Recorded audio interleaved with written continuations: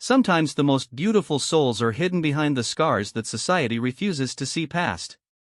In a small Texas town where gossip travels faster than wildfire and judgment comes easier than compassion, one woman's face told a story that terrified an entire community.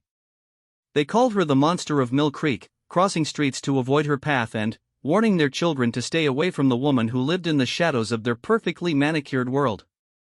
But monsters, as any cowboy worth his salt will tell you, are often just misunderstood creatures waiting for someone brave enough to look beyond the surface. This is the true story of how love conquered fear, how courage stood against cruelty, and how one man's heart saw beauty where an entire town saw only horror. It's a tale that will challenge everything you think you know about judgment, redemption, and the transformative power of unconditional love. Get ready to discover that sometimes the greatest heroes don't wear capes, they wear cowboy hats and carry hearts big enough to heal a world of wounds.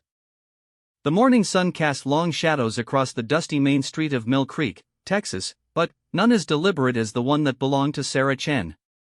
She moved like a ghost through the early hours, timing her errands to avoid the judgmental stares that followed her wherever she went. The wide brim of her hat pulled low, a surgical mask covering the lower half of her face, and long sleeves despite the sweltering heat. This was her armor against a world that had branded her a monster. Sarah hadn't always lived in the shadows. 3 years ago, she had been the town's beloved elementary school teacher, known for her infectious laugh and the way she could make even the most reluctant student fall in love with learning. Children would run to her classroom, parents trusted her with their most precious gifts, and colleagues sought her advice on everything from lesson plans to life problems. She had been planning her wedding to David Martinez, the town's young veterinarian, and their future had stretched before them like an endless summer day. But life has a way of rewriting stories when you least expect it. The accident happened on a Tuesday evening in October. Sarah was driving home from a parent-teacher conference when a drunk driver ran a red light and slammed into her Honda Civic at 60 miles per hour. The impact sent her car spinning into a utility pole, and the electrical transformer above came crashing down, sending thousands of volts of electricity through the twisted metal of her vehicle. The first responders thought she was dead. Her car was a smoking ruin, and the smell of burned flesh filled the air. But Sarah Chen was a fighter, and somehow her heart kept beating even as 60% of her body sustained third and fourth-degree burns. The right side of her face had taken the worst of it, leaving her with deep scarring that pulled at her skin and twisted her features into something that frightened even the medical staff who were trained to see past such things. The months that followed were a blur of surgeries, skin grafts, and physical therapy. David had stayed by her side through the first few procedures, holding her unbandaged hand and whispering promises about their future together. But, as the full extent of her scarring became apparent, his visits grew shorter and less frequent. The day she was finally released from the burn unit, he left a letter on her hospital table explaining that he couldn't handle looking at her anymore and that their engagement was over. That letter broke something in Sarah that no amount of physical therapy could heal. She returned to her small house on the outskirts of town and discovered that her teaching position had been filled permanently. The school board claimed it was temporary, but parents had complained about the possibility of their children being frightened by her appearance. The whispers had already begun. The transformation from beloved teacher to town pariah happened gradually, then, all at once. Children who had once hugged her legs in the grocery store now hid behind their parents. Neighbors who had waved from their porches now found urgent reasons to go inside when she appeared. The worst part wasn't the staring or even the whispered comments, it was the way conversations stopped when she entered a room, as if her very presence had sucked the joy out of the space. Mrs. Henderson, the elderly woman who ran the local flower shop, was one of the few people who still treated Sarah with kindness. On this particular morning, as Sarah hurried through her weekly errands, she found the old woman arranging sunflowers in the shop window. "Good morning, dear," Mrs. Henderson called out, her voice carrying none of the strain that Sarah had grown accustomed to hearing. "I saved some of those lavender stems you like. There by the register." Sarah felt tears prick at her eyes. Such small kindnesses had become precious to her, rare gems in a world that seemed determined to treat her as something to be feared rather than someone to be loved. She paid for the lavender quickly, murmuring her thanks, and turned to leave. That's when she saw the group of teenagers huddled outside the coffee shop across the street. They were pointing at her and laughing, and one of them was holding up his phone, clearly recording her. Sarah's steps faltered, and for a moment she considered turning around and going home. But she had just as much right to exist in this town as anyone else, even if they had forgotten it. She squared her shoulders and continued walking, trying to ignore the cruel laughter that followed her down the street. But the damage was done. By evening, the video would be all over social media with captions like "Mill Creek Monster Spotted" and "Beauty and the Beast but without the Beast's redemption." The comments would be even crueler, filled with speculation about what had happened to her and jokes about Halloween coming early. That night, Sarah sat in her kitchen staring at the acceptance letter from the distance learning program she had applied to. She could teach online, maybe find students who would care more about her mind than her appearance. It would mean leaving Mill Creek, leaving the house she had grown up in and the town that had once felt like home. But staying was becoming unbearable. She thought about her parents, who had died in a car accident when she was 19, leaving her the house and enough money to get by if she was careful. They would have been heartbroken to see how their town had treated their daughter. Her father had been a mechanic who believed that people were like cars, sometimes they got banged up on the outside, but that didn't mean the engine wasn't still good. Her mother had been a nurse who taught Sarah that healing came in many forms, and the most important kind happened in the heart. As Sarah prepared for bed, carefully applying the medical creams that kept her scar tissue supple, she caught sight of herself in the bathroom mirror. The woman looking back at her was almost unrecognizable from the person she had been 3 years ago. The right side of her face was a patchwork of scarred skin, pulled tight in some places and loose in others. Her right eye drooped slightly, and the corner of her mouth was permanently turned downward, giving her what appeared to be a constant scowl. But it was her eyes that held her attention. They were the same brown eyes she had always had, filled with intelligence and compassion that no accident could take away. Her students had always said her eyes sparkled when she was excited about a lesson, and they still held that same warmth, even if no one bothered to look long enough to see it. Sarah made a decision that night. She would give Mill Creek one more month. If nothing changed, if the cruelty continued and the isolation grew deeper, she would accept the online teaching position and start over somewhere else. She had survived burns over 60% of her body, she could survive anything. What she didn't know was that 30 miles away, a cowboy named Jake Murphy was loading his pickup truck with everything he owned, getting ready to start over in a small town called Mill Creek. Jake had his own scars, invisible ones that ran deep into his soul, and he was looking for a place where he could heal and maybe find his purpose again. He had bought a small ranch on the outskirts of town, sight unseen, based on nothing more than a photograph and the promise of peaceful surroundings. Jake was tired of cities and crowds, tired of people who thought they knew his story based on newspaper headlines. He wanted a place where he could work with his hands, tend to animals, and rebuild his life one day at a time. The irony wasn't lost on the universe that two wounded souls were about to cross paths in a town that specialized in judgment. Sarah Chen, branded a monster for scars she couldn't help, and Jake Murphy, carrying invisible wounds that made him understand exactly what it felt like to be rejected by a community that once embraced you. Neither of them knew that their meeting would change not only their own lives but the entire character of Mill Creek itself. Sometimes the best stories begin with two people who have been broken in different ways finding each other in the most unlikely of places. And sometimes, when the world decides you're a monster, all you need is one person brave enough to see the beauty that exists beneath the surface. The stage was set for a love story that would challenge everything Mill Creek thought it knew about judgment, redemption, and the power of seeing someone for who they truly are rather than what they appear to be. Sarah Chen was about to learn that monsters are often just angels with broken wings, and Jake Murphy was about to discover that sometimes the most beautiful souls come wrapped in packages that require courage to unwrap. As the sun set over Mill Creek that evening, casting the small town in shades of gold and amber, neither Sarah nor Jake could have imagined that their greatest adventure was about to begin.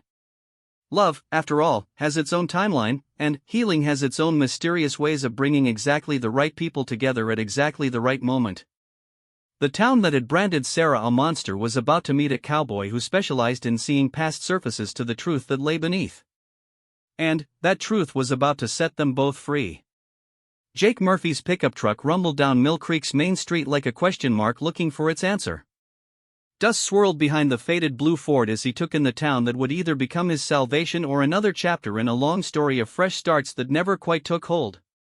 The morning sun glinted off his windshield, temporarily blinding anyone who happened to be watching, which was just about everyone on Main Street.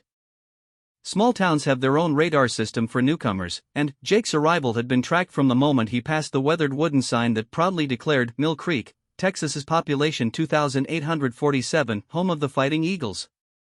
By the time he pulled into the parking lot of Murphy's hardware store, no relation, despite the coincidental name, at least 3 phone calls had already been made to spread the news that a cowboy driving a truck with Colorado plates had just rolled into town. Jake cut the engine and sat for a moment, letting the silence wash over him. After 18 months in Denver, surrounded by traffic noise and city chaos, the quiet felt like a benediction. He could hear birds singing somewhere nearby, the distant lowing of cattle, and the rustle of wind through the oak trees that lined the street. This was exactly what he had been looking for when he made the impulsive decision to buy a ranch he had never seen based on nothing more than online photos and a desperate need to disappear from his old life. The ranch, Murphy's Folly, as the real estate agent had jokingly called it, sat on 47 acres of rolling hills and pasture land. The house needed work, the barn required significant repairs, and the fencing was held together more by hope than hardware, but it was his. More importantly, it was far enough from Denver that the reporters had stopped calling, and his name had finally faded from the sports pages. Jake had been a rodeo star once, back when that seemed to matter. Bull riding had been his life from the age of 16, when he first climbed onto the back of an angry Brahma at a county fair in Montana and discovered that the 8 seconds of pure terror and adrenaline was the only time his mind went completely quiet. For 15 years, he had chased that silence from arena to arena, collecting buckles and prize money and a reputation as one of the most fearless riders on the circuit. Then came the night in Denver when everything changed. Jake had drawn Tornado Alley, a bull with a reputation for ending careers and sending riders to emergency rooms.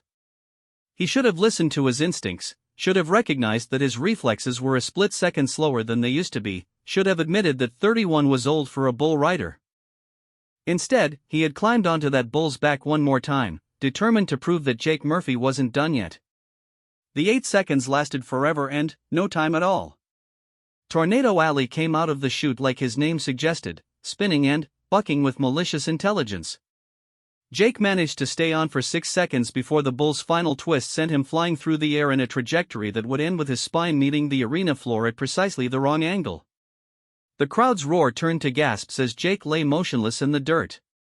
For 23 minutes, while paramedics worked over him and the crowd held its collective breath, it looked like Jake Murphy's story might be ending right there under the bright lights of the National Western Stock Show Arena. He survived, but his spinal cord didn't escape unscathed. The doctors told him he would walk again, maybe even run, but his bull riding days were over. More than that, though, the accident had damaged something deeper than bone and nerve. It had broken his certainty about who he was and what his life was supposed to mean. The months that followed blurred together in a haze of physical therapy, pain medication, and well-meaning friends who didn't understand that sympathy felt worse than the actual injury. Jake's savings evaporated quickly, eaten up by medical bills that insurance only partially covered. His girlfriend of 2 years, a barrel racer named Tiffany who had once claimed she loved him for his courage, discovered that courage looked different when it was lying in a hospital bed learning to walk again. She left while he was still wearing a back brace, taking most of his furniture and all of his trust in the permanence of love. But it was the media coverage that finally drove Jake out of Colorado.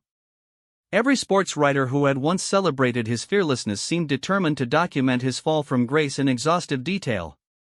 They wrote about his mounting debts, his failed relationship, his struggles with depression and pain medication. They speculated about his future with the kind of morbid curiosity usually reserved for watching car wrecks. Jake Murphy, who had once been a symbol of American grit and determination, became a cautionary tale about the dangers of living too close to the edge. So when he saw the listing for a small ranch in Mill Creek, Texas, something in his chest loosened for the first time in months. The picture showed rolling hills and endless sky, a 2-story farmhouse with a wraparound porch, and barns that could house the horses he dreamed of training someday. The price was reasonable because the place needed work, but Jake had always been good with his hands. More than that, Mill Creek was far enough from the rodeo circuit that no one would know his name or his story unless he chose to share it. Now, sitting in the hardware store parking lot, Jake wondered if he had made another impulsive decision that would end badly. But there was no going back. His deposit was paid, his apartment in Denver was empty, and everything he owned was loaded in the truck behind him. He might as well find out if a broken-down cowboy could build something real in a small Texas town. The bell above the hardware store door chimed as Jake pushed inside, and the conversation among the three men standing by the paint display stopped abruptly. They turned to study him with the careful attention that small-town residents reserved for outsiders who might upset their carefully maintained equilibrium.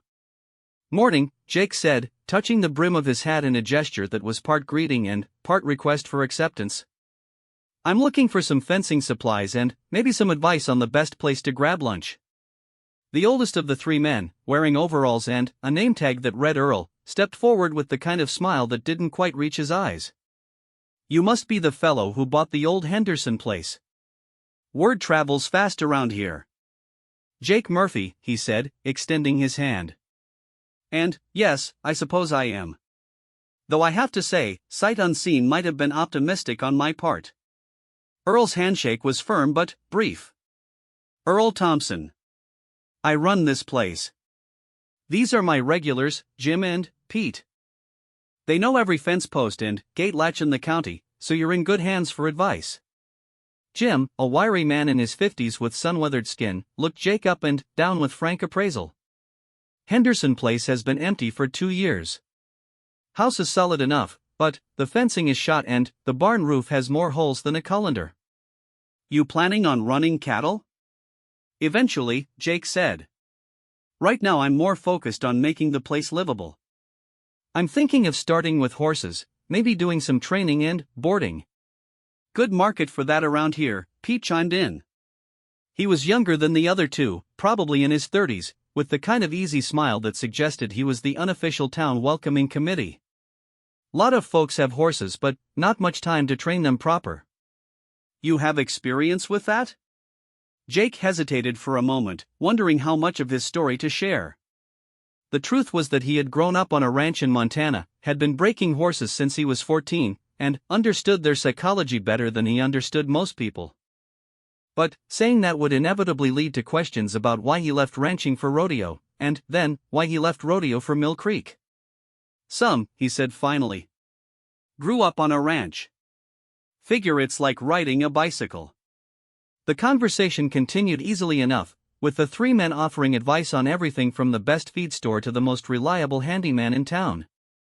But Jake noticed something interesting. Every time someone walked past the store windows, the conversation would pause while all three men tracked their movement. It was subtle, but Jake had lived in enough small towns to recognize the signs of a community on alert. "I don't suppose," Jake said as Earl rang up his fence supplies, "there's anything I should know about the neighborhood? Seems like folks are pretty watchful around here." The three men exchanged looks that spoke volumes. Finally, Pete cleared his throat. "It's nothing you need to worry about," he said. "Just a local situation. We had an incident a few years back, and folks are still a bit on edge." "What kind of incident?" Earl's jaw tightened slightly. "There's a woman lives out your way. Had an accident, got herself pretty badly burned up. Some folks are uncomfortable around her. She keeps to herself mostly, but she's got a way of making people nervous." "Burned how?" "Car accident," Jim said quickly. "Real bad one." "She survived, but she's different now. Scarred up pretty good. Scares the kids, you know? People cross the street when they see her coming." Jake felt something cold settle in his stomach. He had seen burn victims during his time in hospitals, had learned to look past the surface to the person underneath. The idea that an entire town would treat someone like a pariah because of scars from an accident struck him as profoundly wrong. "This woman," he said carefully, "does she cause trouble? Hurt anyone?" No, Pete said quickly. "Nothing like that.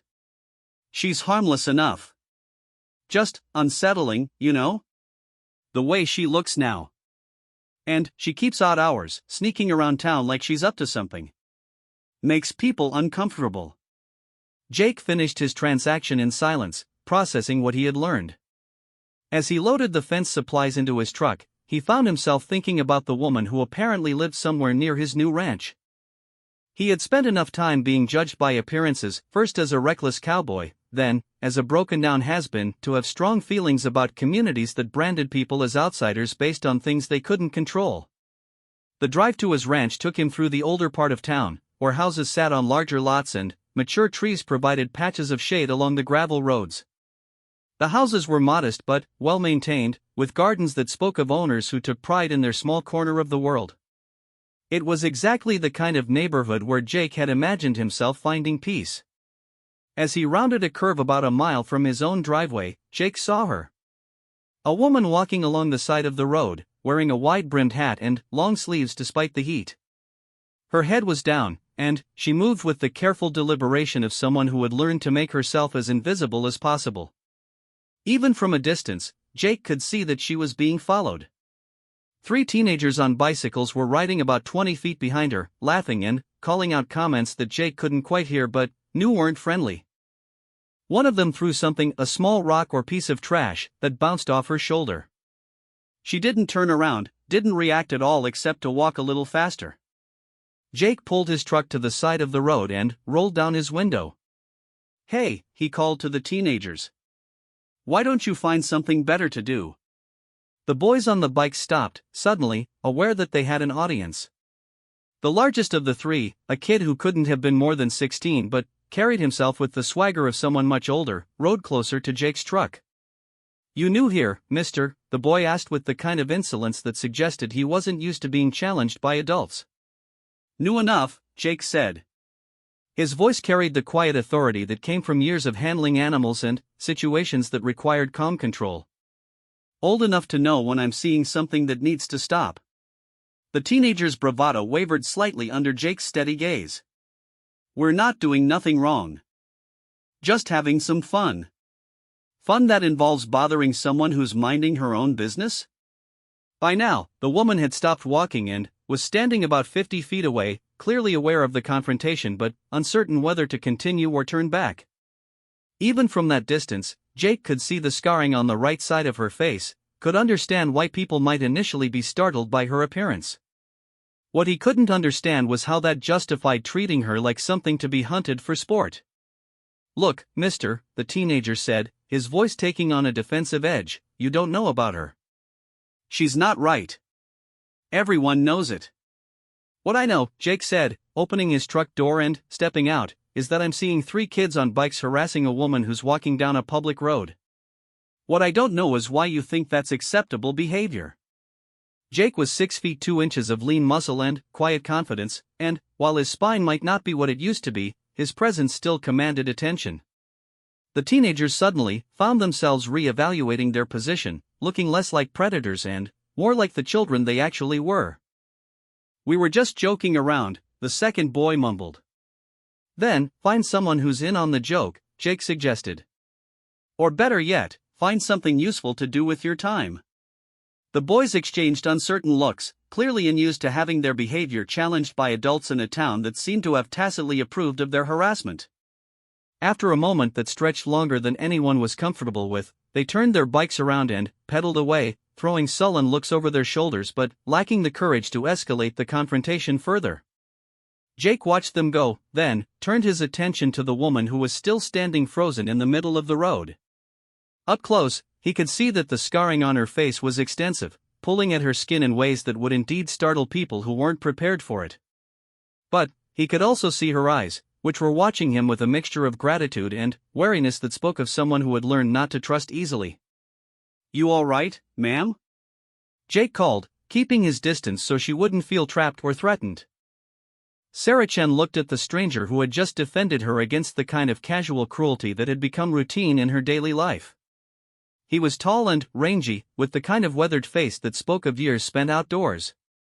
His brown hair was slightly too long and showed silver at the temples, and his eyes were the clear blue of a summer sky. He stood with the easy confidence of a man who was comfortable in his own skin, but Sarah noticed something else, the careful way he moved, as if he was protecting an old injury. "I'm fine," she said, her voice barely carrying the distance between them. "Thank you for stopping." Jake nodded, sensing that too much attention would be as uncomfortable for her as too little. "Those boys bother you often?" "Sometimes." Sarah's hand instinctively went to her hat brim, pulling it lower over her face. "It's not usually. I try to avoid main roads during school hours." The simple fact that she had to plan her movements around the schedules of teenage bullies made Jake's jaw tighten with anger. "That's not right," he said simply. Sarah didn't respond immediately. She was studying him with the careful attention of someone who had learned to read people quickly and accurately for her own protection. What she saw was unexpected, not the fear or disgust or pity that usually greeted her appearance, but simple human concern. It had been so long since anyone had looked at her that way that she almost didn't recognize it. "I should go," she said finally. "Thank you again." Jake watched her walk away, noting the proud set of her shoulders despite everything she had endured. He had a dozen questions about her, about the town, about the circumstances that had led to an entire community treating one of their own like an enemy. But he also recognized someone who valued privacy and had learned to protect herself by keeping the world at arm's length. As he drove the last mile to his ranch, Jake found himself thinking about the woman on the road and the boys who had thought it was acceptable to torment her for entertainment. He had come to Mill Creek looking for a place where he could heal and rebuild his life. What he had found was a community that seemed to have forgotten some basic lessons about compassion and human decency. The ranch, when he finally pulled into the gravel driveway, was exactly as advertised, a work in progress surrounded by beautiful country. The house sat on a small rise overlooking pastures that rolled away toward distant hills. The barn was indeed full of holes, and the fencing would need to be completely replaced, but the bones of something wonderful were there waiting to be restored. As Jake unloaded his truck and began the process of making the house habitable, he kept thinking about the woman on the road. He didn't even know her name, but something about the encounter had unsettled him in ways he couldn't quite define. Maybe it was the recognition of someone else who had been judged by appearances rather than character. Maybe it was the simple injustice of a community turning against one of their own. Or maybe it was something else entirely, a sense that his arrival in Mill Creek was about more than just finding a place to hide from his own failures. Whatever it was, Jake Murphy had the feeling that his quiet retirement from the world was about to become more complicated than he had planned. But, as he stood on his front porch watching the sun set over the Texas hills, he realized that complicated might be exactly what he needed. He had spent too many months feeling sorry for himself, focusing on what he had lost rather than what he might still be able to build. Tomorrow he would start fixing fences and repairing his barn. But tonight, as he fell asleep in a house that smelled of sawdust and possibility, Jake found himself wondering about the woman who walked alone on country roads and the boys who thought her scars gave them permission to be cruel. He had come to Mill Creek to disappear, but something told him that disappearing might not be an option in a town where someone clearly needed an ally. The cowboy who had once made his living staying on the backs of animals that wanted to throw him was about to discover that sometimes the most important battles are fought not in arenas but in the quiet moments when decency meets cruelty and has to choose what kind of stand to take. Jake Murphy was about to become the kind of man his younger self would have been proud to know, not because he could ride a bull for 8 seconds, but because he had the courage to see past scars to the person beneath them. And, in a small house 3 miles away, Sarah Chin fell asleep wondering about the stranger who had stepped between her and her tormentors without being asked, without expecting anything in return. For the first time in 3 years, she went to sleep with the strange feeling that maybe, just maybe, she wasn't as alone in Mill Creek as she had thought. The morning after their encounter on the road, Sarah Chen stood at her kitchen window watching steam rise from her coffee cup while her mind wrestled with the memory of blue eyes that had looked at her without flinching. 3 years of carefully constructed isolation had taught her not to trust kindness from strangers, but something about the cowboy's intervention felt different. He had stepped in not because he pitied her, but because what he was witnessing was wrong. The distinction mattered more than she cared to admit. Sarah lived in her grandmother's house, a small white cottage with blue shutters that sat at the end of a dirt road lined with ancient oak trees. The isolation that had once felt like exile now served as sanctuary, a place where she could exist without apology or explanation. Her days followed a careful routine designed to minimize contact with the outside world while maintaining the basic necessities of life. She worked as a freelance editor for educational publishers, a job that allowed her to use her teaching background while remaining invisible to the families who might otherwise object to her involvement in their children's education. The work was steady if not particularly fulfilling, and it paid enough to cover her modest expenses and the ongoing medical costs that insurance refused to address. She had learned to find satisfaction in small victories, a well-edited textbook chapter, a garden that flourished despite her scarred hands, a day when the teenagers found someone else to torment. But the cowboy's defense of her had stirred something that Sarah had thought permanently buried. For 3 years, she had accepted that her accident had transformed her from someone worthy of love into someone to be endured at best, feared at worst. She had made peace with solitude because the alternative, facing the daily reminder of how the world now saw her, was too painful to bear. Yet 30 seconds of kindness from a stranger had cracked the careful shell she had built around her heart, and she found herself wondering what it might feel like to be seen as human again. Meanwhile, Jake Murphy was discovering that fixing a ranch required more trips to town than he had anticipated. Every repair led to 3 more, and each project demanded supplies that could only be found at Thompson's Hardware or the farm supply store on the other side of Mill Creek. He told himself that his frequent forays into town were purely practical, but the truth was more complicated. He kept hoping to encounter the woman from the road again, though he couldn't say exactly why.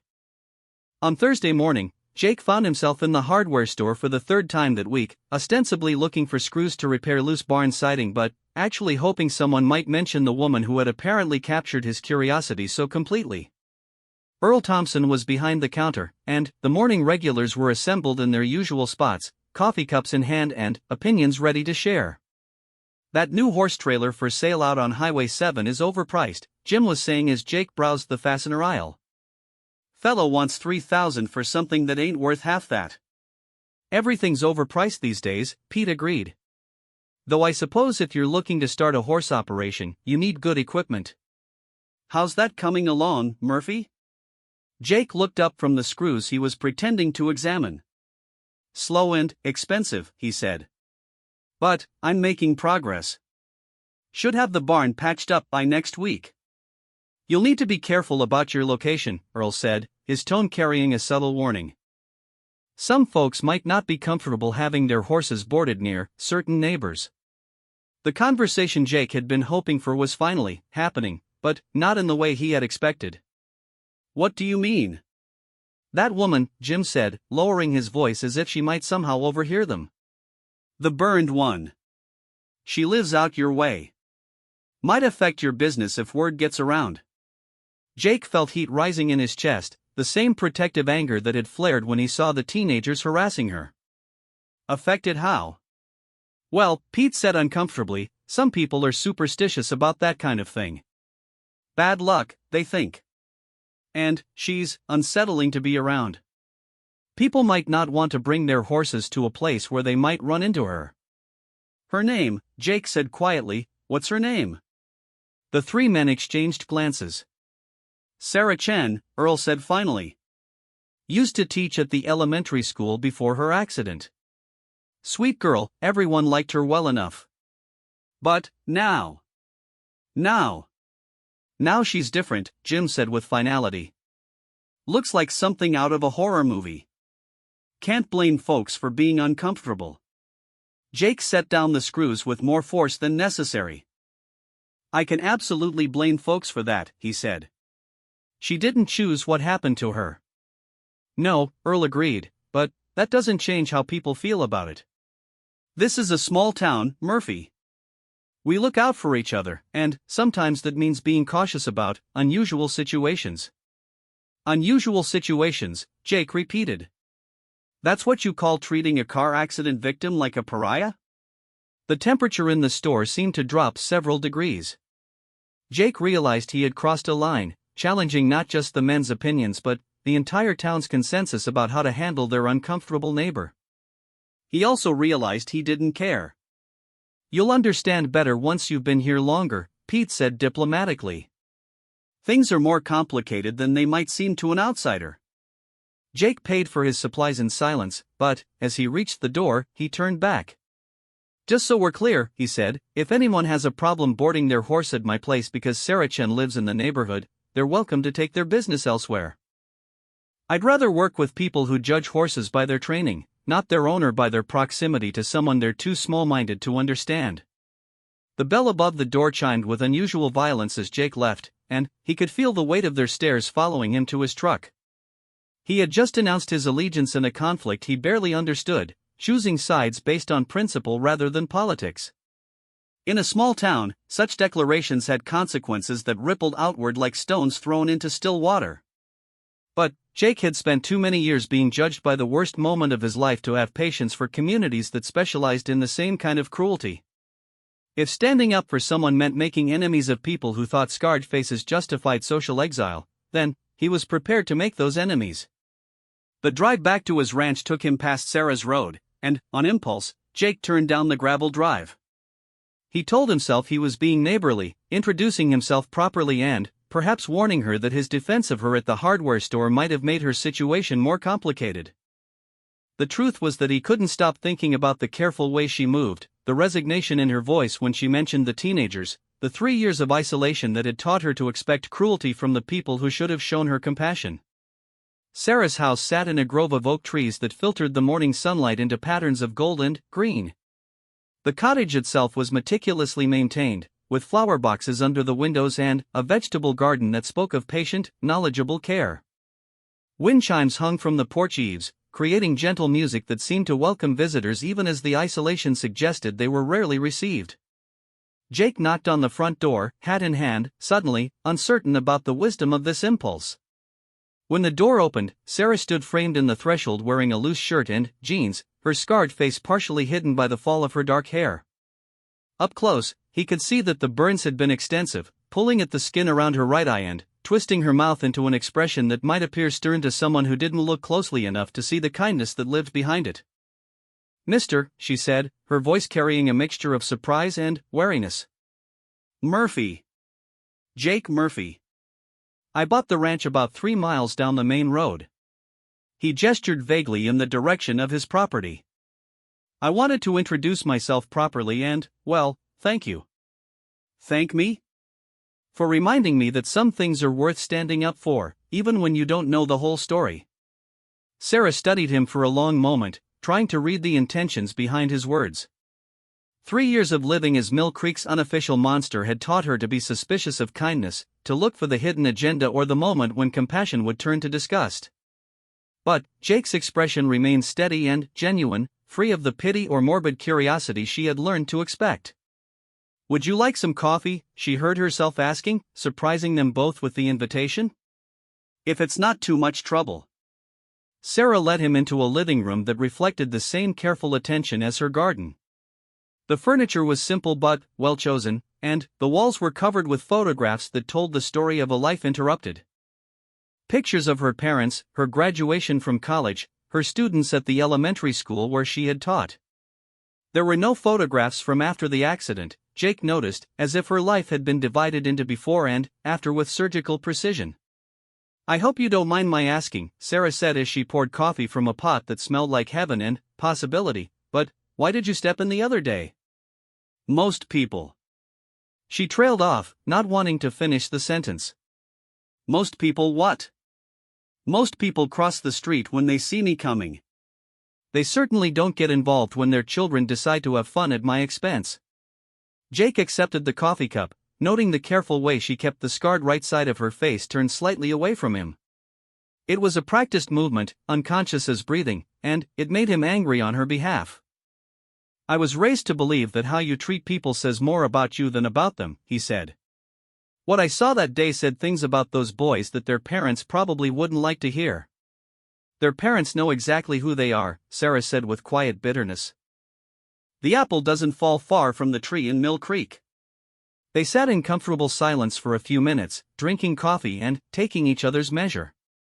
Sarah found herself studying Jake's face, noting the lines around his eyes that spoke of years spent squinting into sun and weather, the slight asymmetry in his shoulders that suggested an old injury, the quiet confidence that seemed unshakable despite whatever had brought him to Mill Creek seeking a fresh start. Jake, meanwhile, was discovering that Sarah's voice was lovely, warm and intelligent with just a hint of the soft accent that marked her as Texas-born and raised.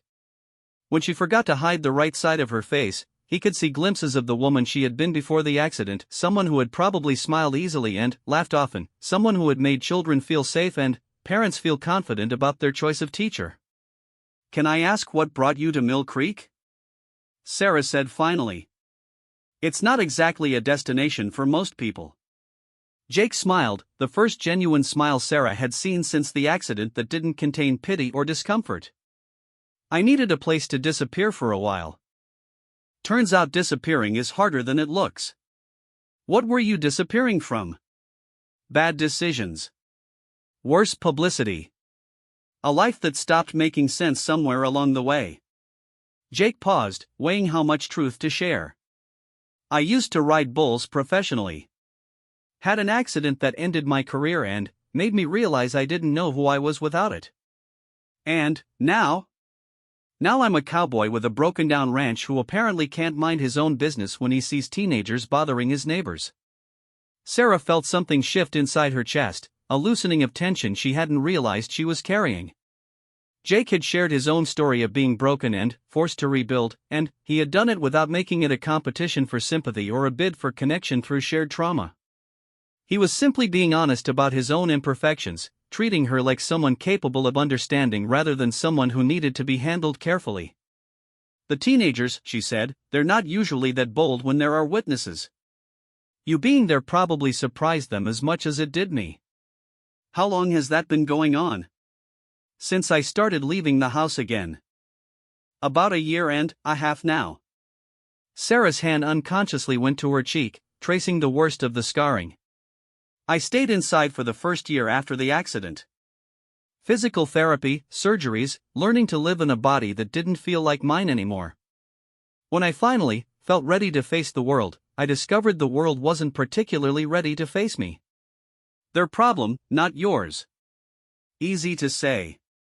Harder to believe when you're living it every day. Jake leaned forward, his expression serious. "Can I tell you something? When I was lying in that hospital bed learning to walk again, I spent a lot of time feeling sorry for myself. Angry at the bull, angry at the doctors, angry at everyone who could still do the things I couldn't. But the worst part wasn't the physical pain or even the end of my career. It was the way people started treating me like I was broken in some permanent way, like I was defined by the worst thing that had ever happened to me." Sarah nodded, recognizing the experience he described. "What I learned," Jake continued, "is that some people are going to see your scars and decide they know your whole story. But those people don't deserve to be the authors of how you see yourself. You get to decide what your life means, not them. And what if they make that decision impossible? What if their judgment becomes your reality? Then you find new people. Better people.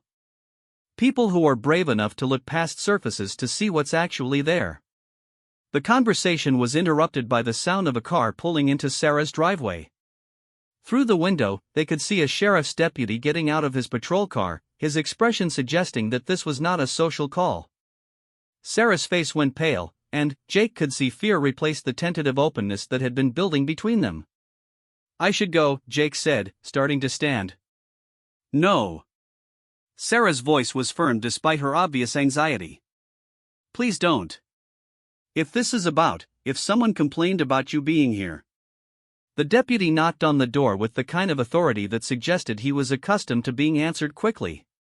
Sarah opened it to reveal a man in his 40s with thinning hair and the soft build of someone who had spent more years behind a desk than in the field. "Miss Chen," he said, his tone carefully neutral. "I'm Deputy Williams. I've had some complaints about you harassing local children." "Harassing children?" Sarah's voice climbed an octave. "I haven't even spoken to any children. That's not what I've been told. 3 different families have called to report that you've been following their kids, making them uncomfortable. There was an incident on Tuesday involving some boys on bicycles." Jake stood up slowly, his presence suddenly filling the small living room. "Deputy Williams, is it? I was there on Tuesday. What I saw was 3 teenagers on bikes harassing Ms. Chen while she was walking on a public road. If someone's been giving you a different version of events, they're either mistaken or lying." Deputy Williams looked Jake up and down, taking in his size and obvious confidence. And you are? Jake Murphy. I'm Miss Chen's neighbor, and I witnessed the entire incident. 3 upstanding local families against 1 witness, Williams said with a slight smile that didn't reach his eyes. That's not particularly compelling testimony, Mr. Murphy. 3 families whose children were caught tormenting someone who was minding her own business, Jake corrected. Are you really going to take the word of teenagers who were caught in the act over adult witnesses?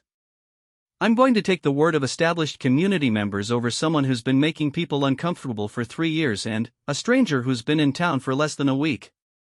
The casual dismissal in Williams' voice lit a fire in Jake's chest. Established community members, he repeated. Is that what we're calling people who teach their children that it's acceptable to torment burn victims? Now you listen here, Williams started, his voice rising. No, you listen.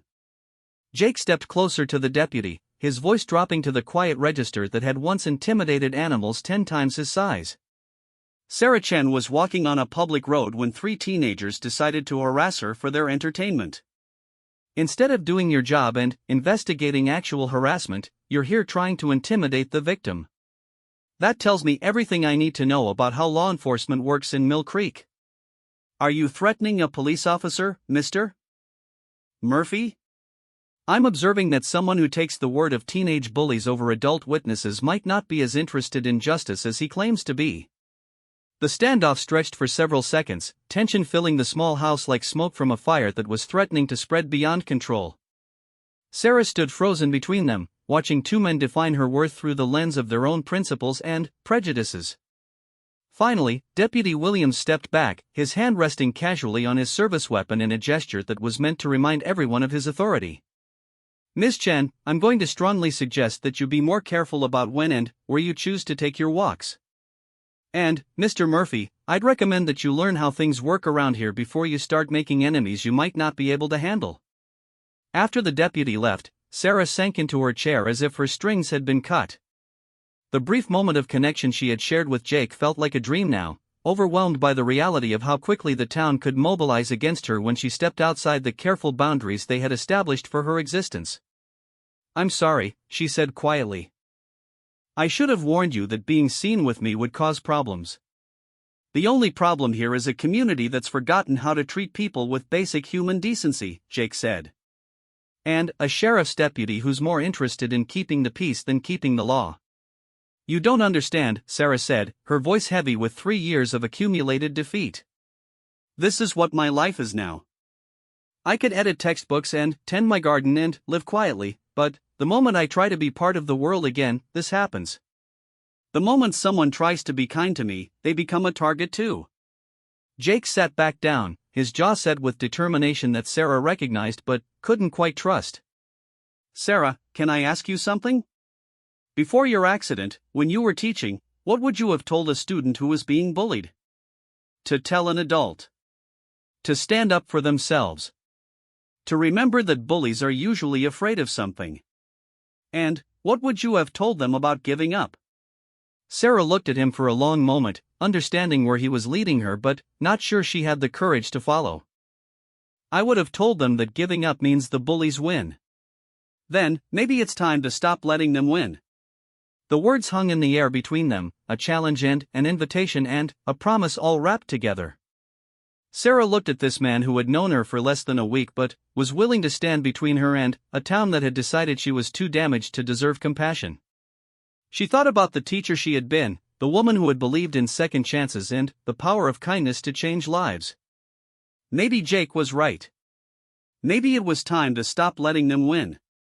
But if she was going to fight back, she wouldn't be doing it alone anymore. For the first time in 3 years, Sarah Chen began to believe that she might have found an ally worthy of her trust.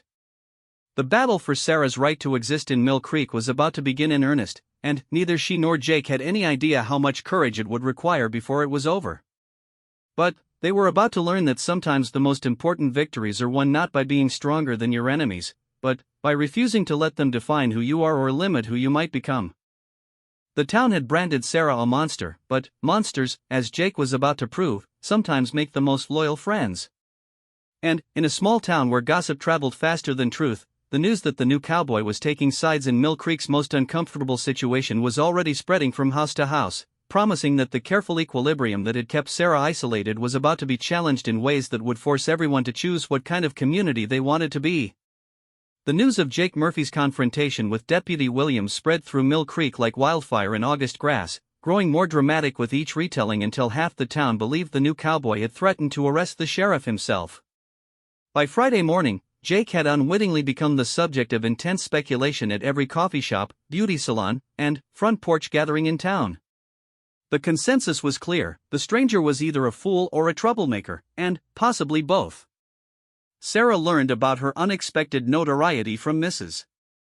Henderson, who appeared at her door Friday afternoon carrying a casserole and wearing the determined expression of someone who had decided to take a stand regardless of the consequences. "Don't you look surprised to see me," Mrs. Henderson said, bustling past Sarah into the kitchen without waiting for an invitation. "Though I suppose after the week you've had, surprise might be hard to come by." "Mrs. Henderson, you shouldn't what? Shouldn't visit a neighbor who's been having a rough time? Shouldn't bring food to someone who probably hasn't been eating properly?" The elderly woman set the casserole on Sarah's counter and turned to face her with hands planted firmly on her hips. "Or shouldn't be seen associating with the town pariah because it might hurt my standing in the community?" Sarah felt tears prick at her eyes. Mrs. Henderson had been one of the few people who had continued treating her with basic kindness after the accident, but even she had kept her distance when the social pressure became too intense. To have her here now, openly declaring her allegiance, felt like a gift Sarah wasn't sure she deserved. "I heard about what happened with that deputy, Mrs. Henderson continued. "And I heard about your new friend standing up for you. About time someone in this town remembered what decent behavior looks like." "He's going to make enemies," Sarah said quietly. "People who defend me always pay a price. Good people sometimes have to pay prices. That's what makes them good people." Mrs. Henderson opened Sarah's cabinets with the familiarity of someone who had helped raise her. "Now sit down and tell me about this cowboy while I make us some tea. From what I hear, he's got the whole town in an uproar." Over the next hour, Sarah found herself describing Jake in ways that surprised her. She talked about his kindness, his directness, the way he looked at her without flinching or staring. She mentioned his own struggles, his quiet strength, the feeling she had that he understood what it was like to be judged by your worst moments rather than your best intentions. "Sounds like you're sweet on him," Mrs. Henderson observed with the bluntness that came from being 83 years old and beyond caring about social niceties. "It's not like that," Sarah said quickly. "He's just kind." I'd forgotten what that felt like. "Kindness between a man and woman has a way of growing into other things," Mrs. Henderson said sagely. "Especially when they're both lonely and both brave enough to stand against a crowd." "I'm not brave. I've been hiding for 3 years. Honey, surviving what you've survived is brave. Getting up every morning when half the town treats you like something they scraped off their shoe is brave. And letting that cowboy get close enough to help you? That might be the bravest thing of all."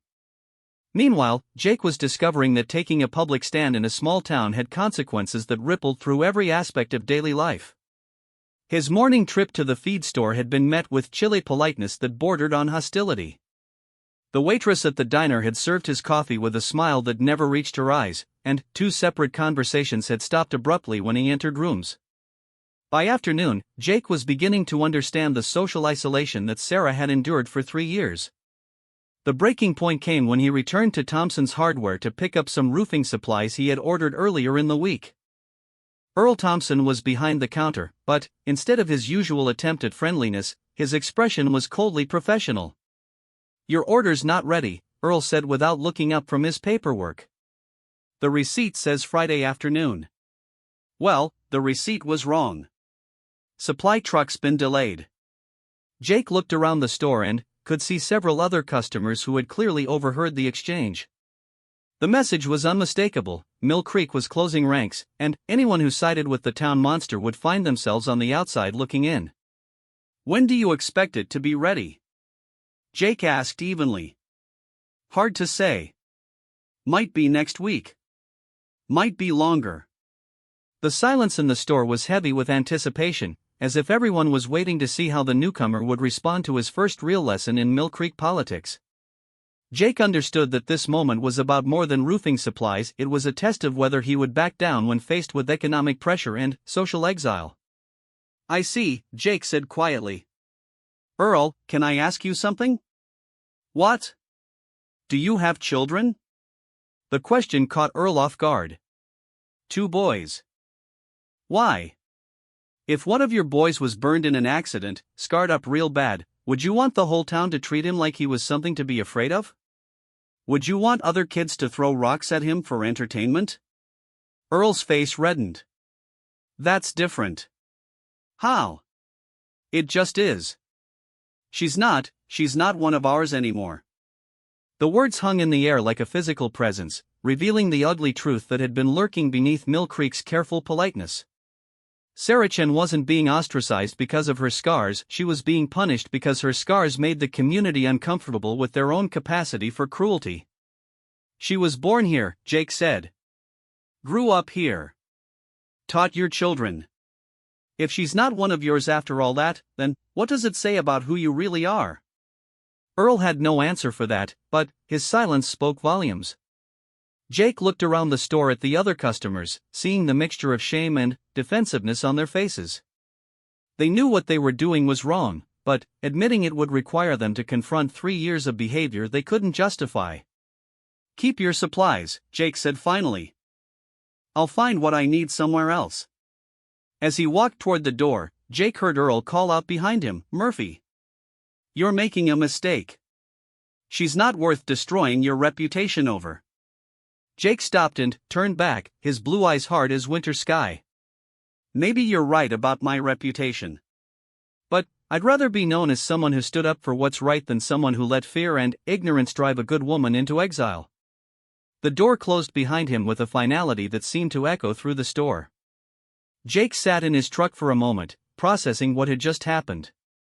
In less than a week, he had gone from anonymous newcomer to social pariah, all because he refused to participate in Mill Creek's collective punishment of someone whose only crime was surviving a terrible accident. But, as he drove back toward his ranch, Jake realized he felt better than he had in months. For the first time since his own accident, he was fighting for something that mattered more than his pride or his past.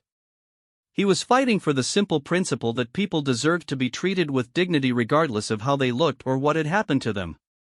The irony wasn't lost on him that he had come to Mill Creek to disappear, only to find himself at the center of the town's biggest controversy in years.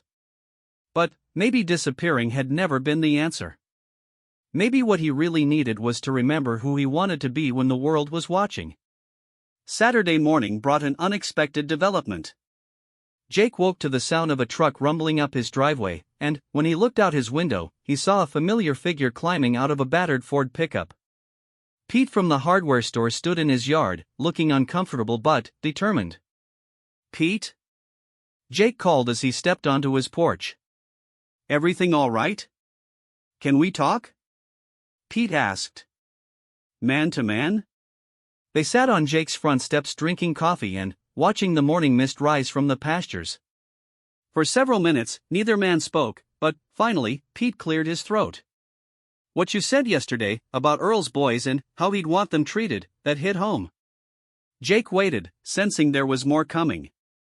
My youngest daughter has cerebral palsy, Pete continued. She's in a wheelchair, has trouble speaking clearly. We moved here from Austin 5 years ago because we thought a small town would be more accepting, more willing to see past her disability to who she really is.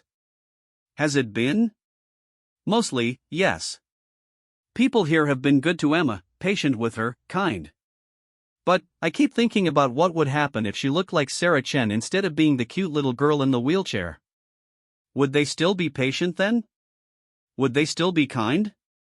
Jake studied Pete's face, seeing the struggle between loyalty to his community and recognition of its failures. What do you think? I think we've been telling ourselves that Sarah's situation is different because it makes us uncomfortable to look at her. But Emma makes some people uncomfortable too. The difference is that Emma's a child, and children get sympathy. Adults with disabilities or disfigurements, we expect them to just disappear so we don't have to deal with our own discomfort. So what are you going to do about it? Pete was quiet for a long time, staring out at the horizon where the sun was burning off the last of the morning haze. I don't know, he said finally. Earl's my boss. Half my customers are people who think you're making trouble for no good reason. Standing up for what's right might mean sacrificing my family's security. And, staying quiet?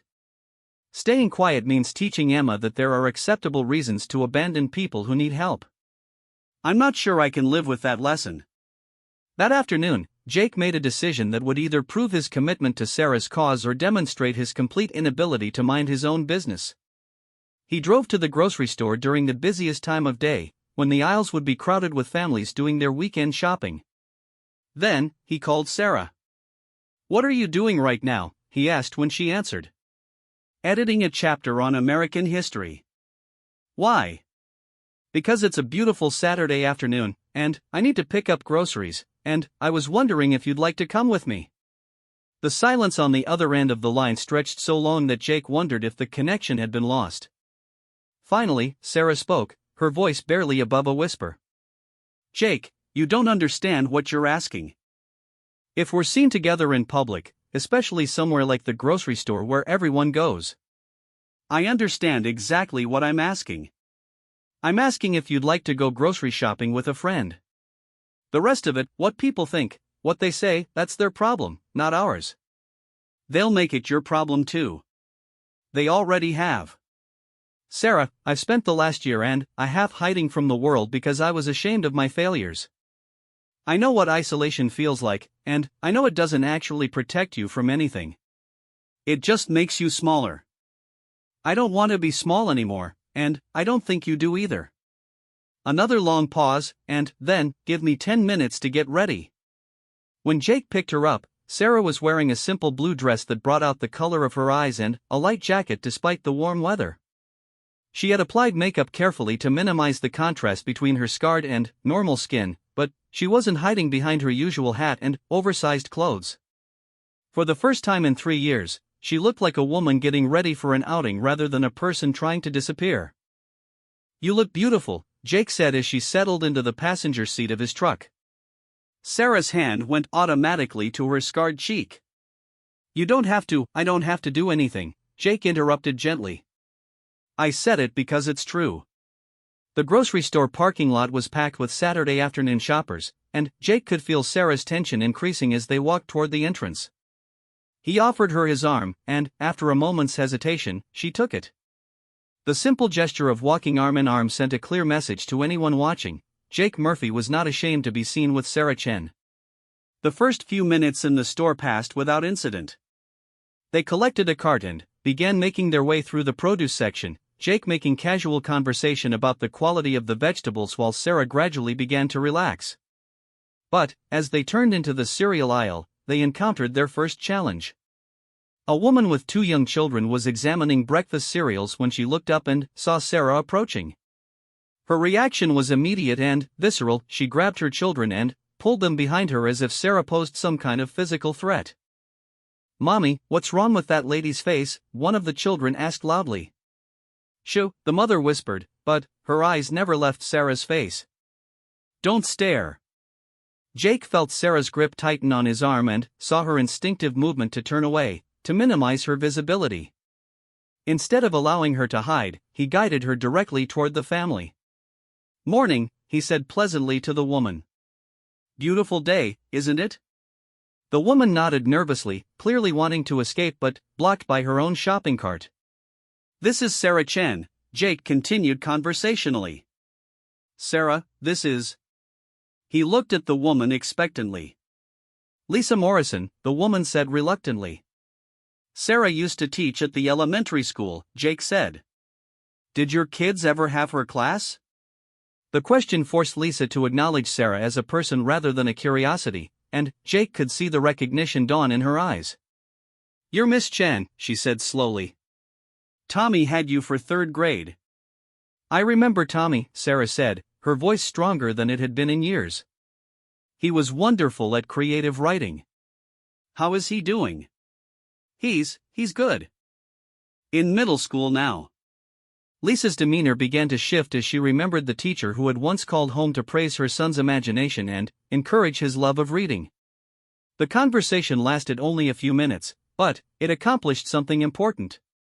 For the first time since her accident, Sarah had been seen and recognized not as Mill Creek's monster but as the teacher she had been, the person she still was beneath the scars. Lisa Morrison left the store that day with a story that would challenge her own assumptions and, perhaps, those of her friends. Similar encounters followed as they continued shopping. Some people stared and whispered, others pointedly ignored them, but a few recognized Sarah and remembered her kindness. Jake made sure to introduce her to everyone who would engage, forcing them to see her as a complete person rather than a collection of scars. By the time they reached the checkout line, word had spread through the store that Sarah Chen was shopping with the new cowboy who had been causing such controversy. The cashier, a teenager named Amanda, looked nervous as she began scanning their items. "Ms. Chen?" Amanda said hesitantly. "You probably don't remember me, but you were my teacher in 4th grade.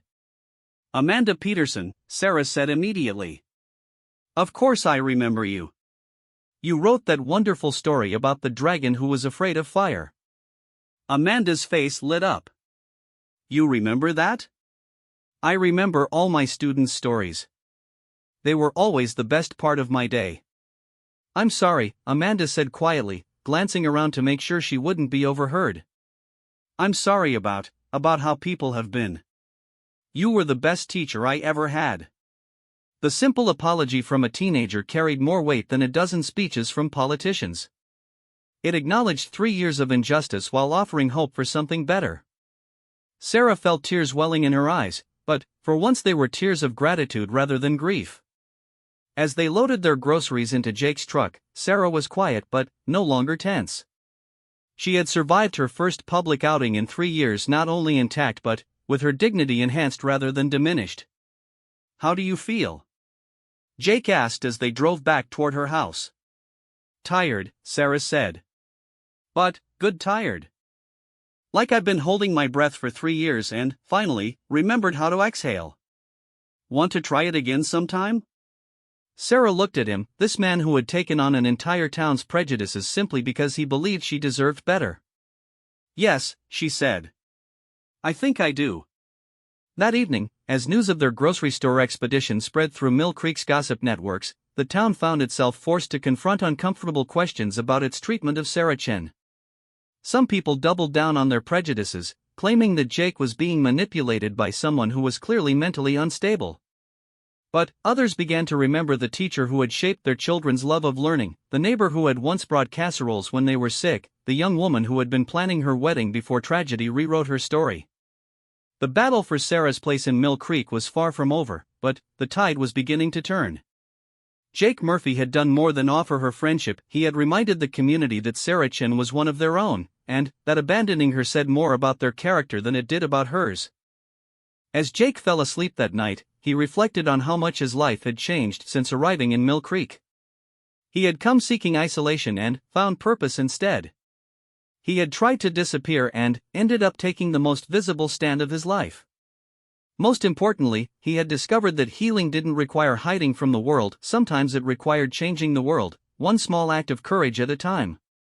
And, in her cottage 3 miles away, Sarah Chen lay awake thinking about blue eyes that saw her as beautiful, about a man who was willing to share the burden of being an outsider, and about the possibility that maybe, just maybe, she could find her way home to the community that had once embraced her. The road back would be long and difficult, but, for the first time in 3 years, she wouldn't be walking it alone. The turning point came on a Tuesday morning in November when 8-year-old Emma Patterson, Pete's daughter with cerebral palsy, went missing. The little girl had been playing in her front yard while her mother hung laundry when she simply vanished, leaving behind only her pink wheelchair and a trail of worry that spread through Mill Creek like wildfire. Within an hour, the entire town had mobilized for the search. Store owners locked their doors to join the effort, farmers abandoned their morning chores, and even Deputy Williams found himself coordinating volunteers with the kind of urgency that made past grievances seem suddenly insignificant. The autumn woods that surrounded Mill Creek were vast and full of dangers for a small child who couldn't walk, and everyone understood that time was running out with each passing minute. Jake heard about the missing child from Mrs. Henderson, who called him shortly after the search began. Without hesitation, he saddled his horse, a steady quarter horse named Blue that he had bought from a ranch outside town, and joined the growing group of searchers at the Patterson family home. The sight that greeted him there would have broken any parent's heart, Pete pacing frantically while his wife cradled Emma's empty wheelchair, both of them barely holding together under the weight of unimaginable fear. But it was the other sight that surprised Jake, Sarah Chen's small white car pulling into the driveway. She emerged wearing hiking boots and a determined expression, carrying a backpack that suggested she had come prepared for a long search. The crowd of volunteers turned to stare at her with a mixture of surprise and discomfort, uncertain how to react to the woman they had spent 3 years avoiding. "Sarah," Pete said, his voice thick with emotion. "You didn't have to." "Emma is one of my former students," Sarah said simply. "Of course I came." What the gathered volunteers didn't know was that Sarah had a secret advantage in any search through Mill Creek's surrounding woods. During her 3 years of isolation, she had spent countless hours walking the trails and abandoned logging roads that crisscrossed the forest, seeking solitude and exercise away from judgmental eyes. She knew every stream crossing, every hidden ravine, every place where a small child might wander or become trapped. "Where was she last seen?" Sarah asked, approaching the cluster of volunteers who were studying a